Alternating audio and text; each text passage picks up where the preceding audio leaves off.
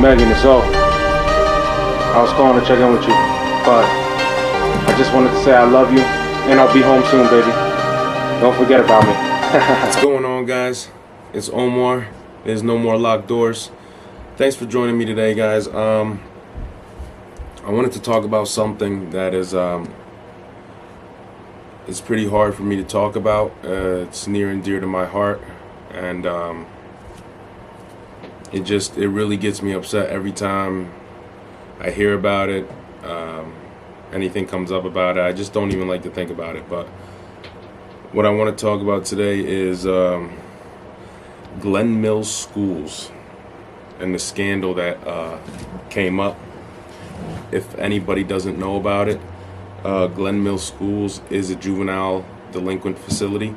It's portrayed as a school for troubled youth, but it has a crazy like sports program and all that, so it hides a lot of its stuff behind that.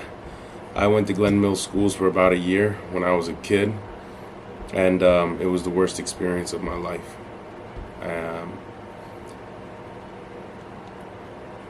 Sorry guys, it took me a lot to make this video. I really don't even like thinking about it, but so Glen Mills Schools, I went there when I was 14 years old. My mother didn't know any better. She thought that the justice system actually works, and she actually said to the judge, Omar might need a placement, you know, to get his mind straight and all that.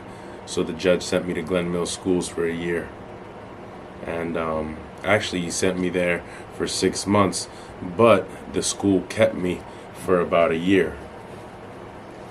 That school was a house of horrors, just so you guys know. If anybody's been there, then you already know what I'm talking about. The things that those staff members did to kids was absolutely 100% abuse. It was torture. I still remember some kids that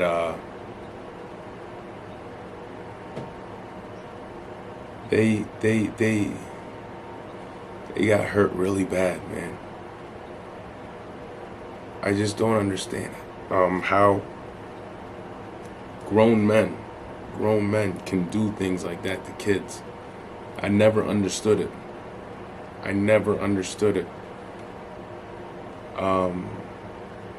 I had somebody there. His name was W. Jones. We used to have to call everybody by their first initial and their last name. So I knew him as W. Jones. Jones was his last name, W was his first initial. But the staff members, they just lost it on him one day. Like, they completely lost their mind on this kid. They completely lost their mind on this kid. They beat him with closed fists, and his whole face was swelled up, bruised. This little kid was getting beat up by two grown men. Grown men in their 30s.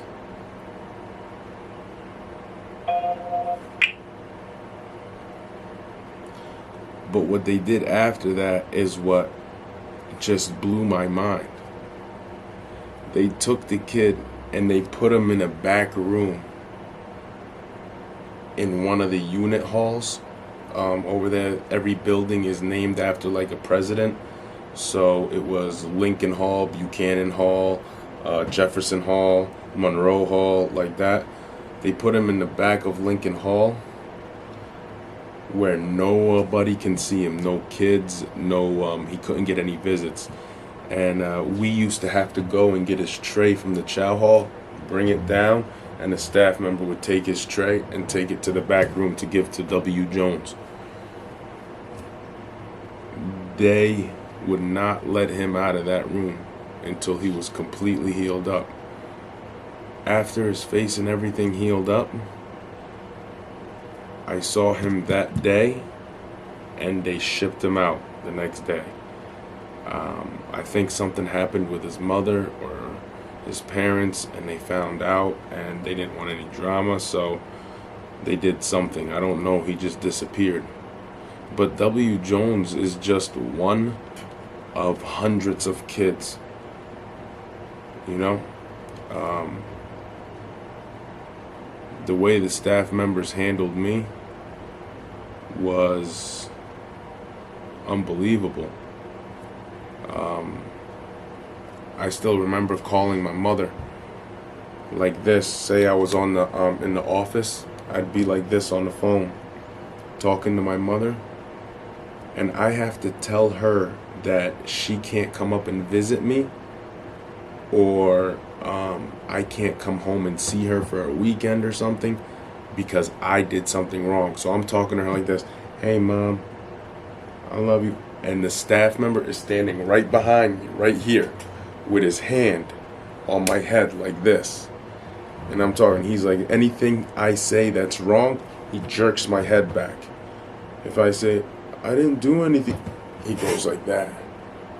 And I know that I better start saying what I'm supposed to be saying, or when that phone hangs up, I got something coming to me.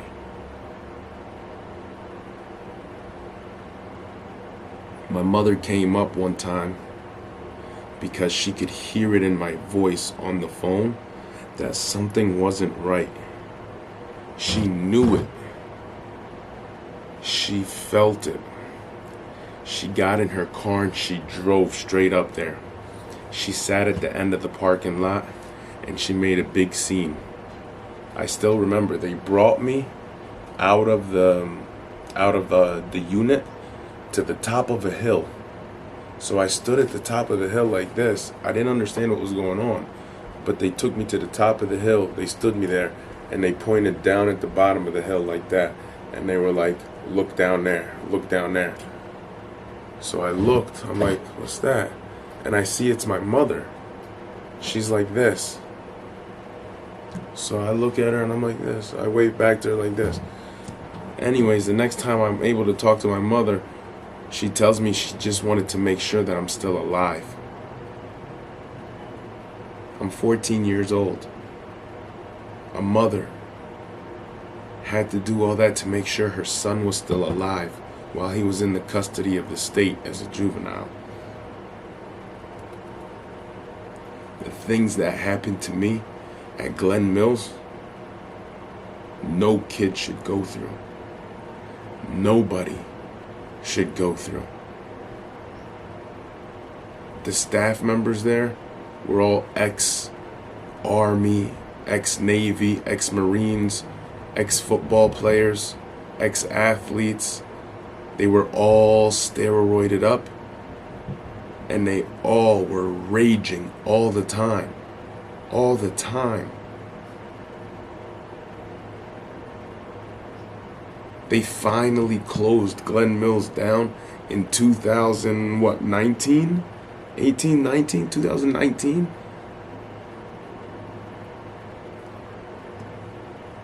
But I told them, I told everybody what was going on up there. Nobody listened to me.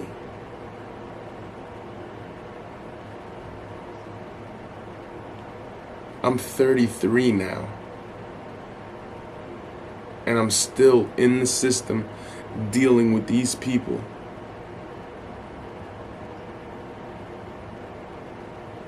It's not right. Things need to change. We need to start doing something. Our kids are being lost to a system that does not care. It's only for profit. It's only for money. They don't care about you. They don't care about me. They don't care about your kids. They care about money. Something has to change. My whole life has been someone else's to live. I've had to deal with the pains and the struggles.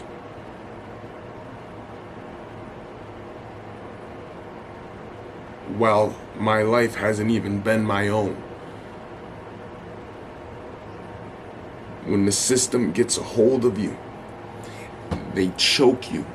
They take every little piece of breath you have and they wring it out until you have nothing left.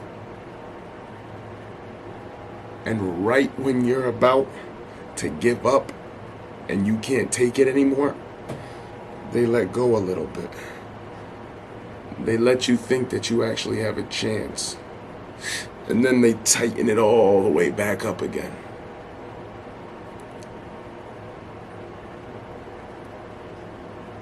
This has to stop. This isn't right. It's not right. I was a kid. These people are kids. They were kids. Grown-ass men were tearing us up.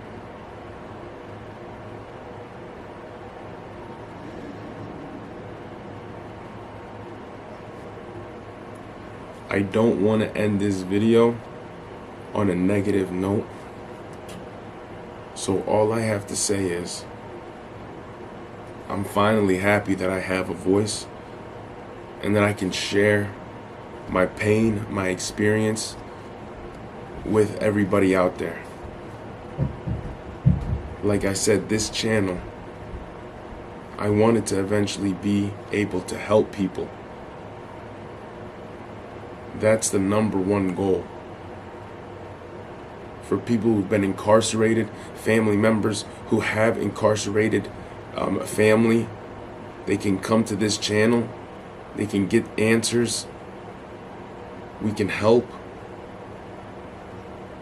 First and foremost, we have to realize that there's something wrong. They're taking our fathers, our children, our mothers, our sisters, our brothers, and they're putting them in a system that we can't get them back. We lose them to these systems. This isn't right.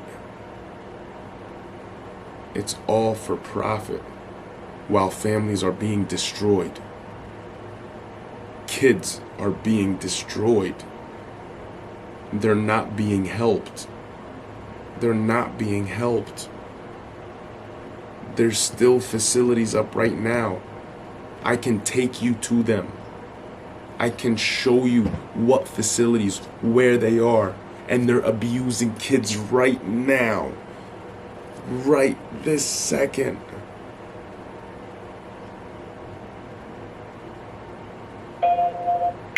But no one is listening to me. I don't understand how it's 2020 and there's $1 million facilities like Glen Mills still up and running, still abusing and beating the hell out of kids and sexually molesting them. And I can show you where and show you who right now. But like I said, this channel eventually will be a spot where we can actually help. Alright, guys? I want you guys to comment, tell me about your experiences, if you've been in juvenile facilities, if you've had family members, kids, loved ones in juvenile facilities, in placements, if you've experienced any of that, let me know in the comments. I'll reply to everybody that I can. And it's Omar, guys. This is no more locked doors. Let's start changing stuff. Alright, guys.